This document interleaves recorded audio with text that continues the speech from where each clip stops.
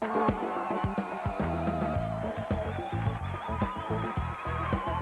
back to Get Local. We are here live from Pasadena, California. And we got more comedy coming your way. Ladies and gentlemen, let's bring up another good friend of mine. I had the pleasure of working with this guy a couple of times. He was an NFL player, and he has a morning radio show. He's an actor. He's a singer. He tumbles. He does all kinds of stuff. Put your hands together for Mr. Benny Ricardo. Benny. Thanks. Rudy Moreno.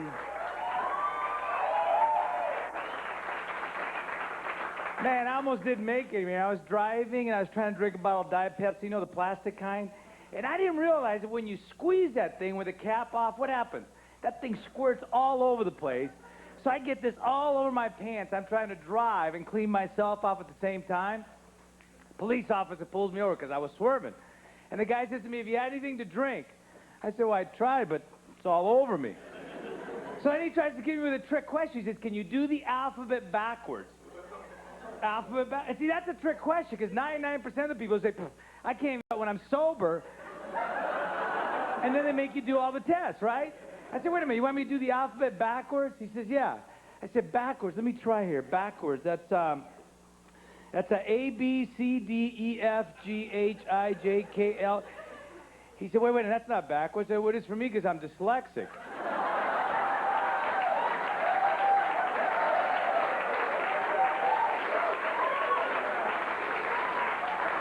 So now he thinks I'm a wise ass. So he said to me, "Okay, do it the regular way for dyslexic. Do it the regular." I said, "Well, that's easy, man. You should have said that first. You should have said that first. That's ZYXWVUTSRQPONMLKJISGFEDCBA.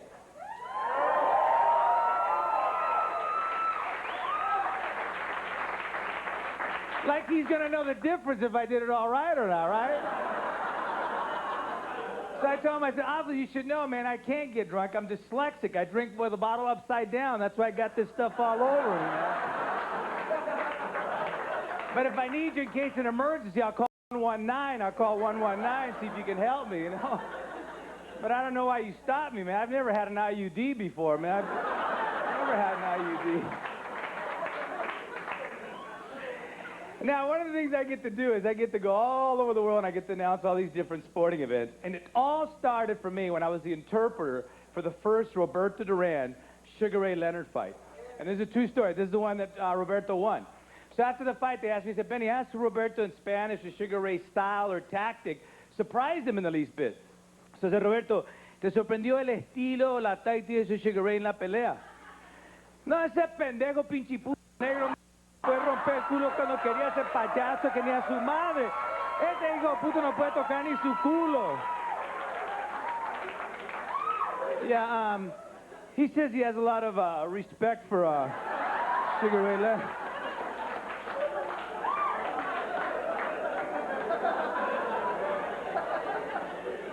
See, you can have some fun being an interpreter, huh? And then the other thing I get to do all these different sporting events in 5 languages. My favorite is to do football in Spanish. This would be Kurt Warner throwing a touchdown pass to Isaac Bruce in the Super Bowl, and it would go like this.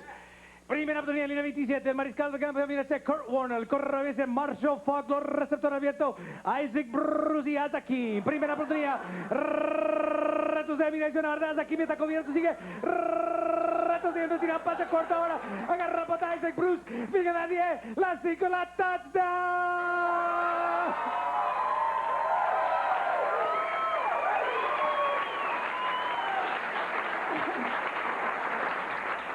See, that's a lot more exciting, huh? Now, the first game I did in English was a game between USC, which are the Trojans, right, against Oregon State, which are the Beavers. Trojans against the Beavers. I thought, Benny, this is not going to make it on network television, man. So the play-by-play man says, "Man," he says, "what do you think of the game so far?" I said, "Well, the Trojans haven't had any trouble penetrating that wide-open Beaver defense. Just keep pounding it in there." I think the Trojans' overall size and speed has really hurt the Beavers, you know. And next week, the Trojans play in South Carolina, which are the Gamecocks. Benny, how do you see that game? I said, well, I think the Cox will pose some stiff competition for the Trojans. You know? They're a great come-from-behind team.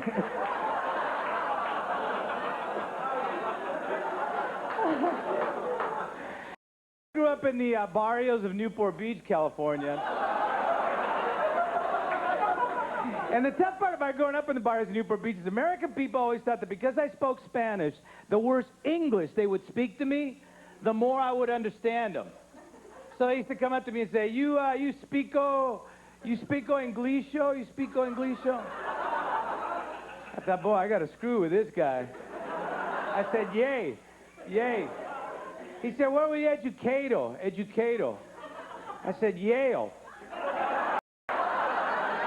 He said, Yale, wow, Ivy League, that's impressive. He says, you know, and he said, well, what'd you do after you got out of Yale? I said, parole.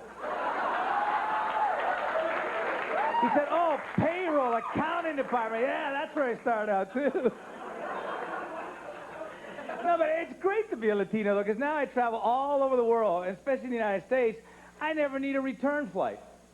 No, I just get done with my gig, man. I walk to the nearest immigration office. I say, soy de Tijuana, Mexico, no tengo green card. Before you know it, I'm on a flight, headed for Tijuana. I live in San Diego. It's only 20 miles. It works out real good.